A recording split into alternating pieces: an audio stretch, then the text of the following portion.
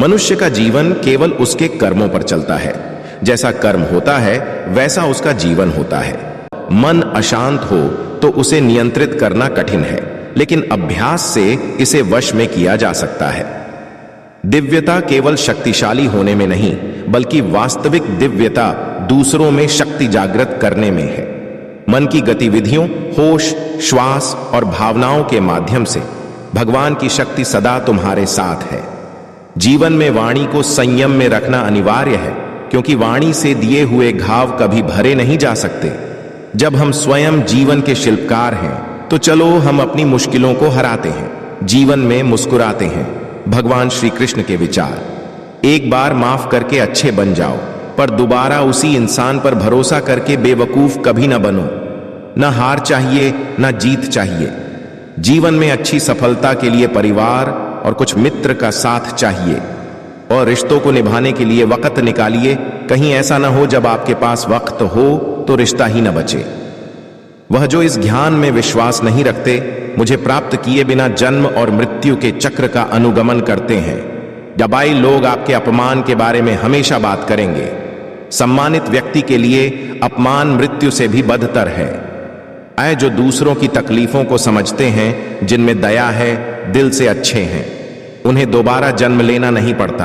अहंकार करने पर इंसान की प्रतिष्ठा, वंश, वैभव तीनों ही समाप्त हो जाते हैं। जीवन में कभी भी किसी से अपनी तुलना मत कीजिए। आप जैसे हैं सर्वश्रेष्ठ हैं। बुरे कर्म करने नहीं पड़ते, हो जाते हैं, और अच्छे कर्म होते नहीं करने पड़ते हैं। जो अपने मन पर नियंत्रण नहीं रखता, वह स्वयं का शनय शनय शत्रु बनता जाता है। तो बुद्धिमान व्यक्ति को समाज कल्याण के लिए बिना आसक्ति के काम करना चाहिए। स्वार्थ संसार का एक ऐसा कुआं है जिसमें गिरकर निकल पाना बद्धा कठिन होता है। डन सेहत के लिए योग और किसी की जरूरत पर सहयोग, दोनों से ही जीवन बदलता है। आत्मज्ञान की तलवार से काटकर अपने हृदय से अज्ञान के संदेह को अलग कर दो। पापियों, दुष्ट लोग अगर समझाने मात्र से समझ जाते तो यकीन मानो महाभारत कभी ना होता। अब मनुष्य अपने विश्वास से निर्मित होता है। जैसा वो विश्वास करता है वैसा वो बन जाता है। मान अपमान, लाभ हानि, खुश हो जाना या दुखी हो जाना, यह सब मन की शरारत है कि जिसे तुम अपना समझकर मग्न हो रहे हो।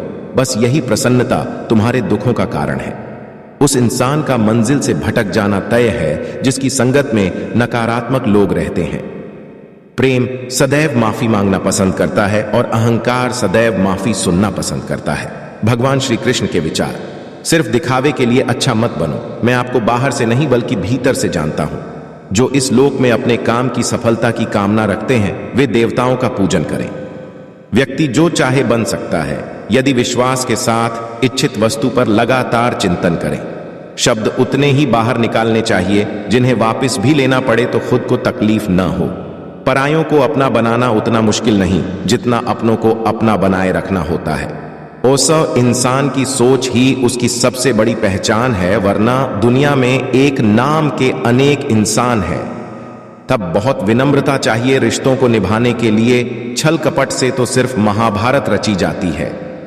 यदि आप किसी के साथ मित्रता नहीं कर सकते हैं तो उसके साथ शत्रुता भी नहीं करना चाहिए।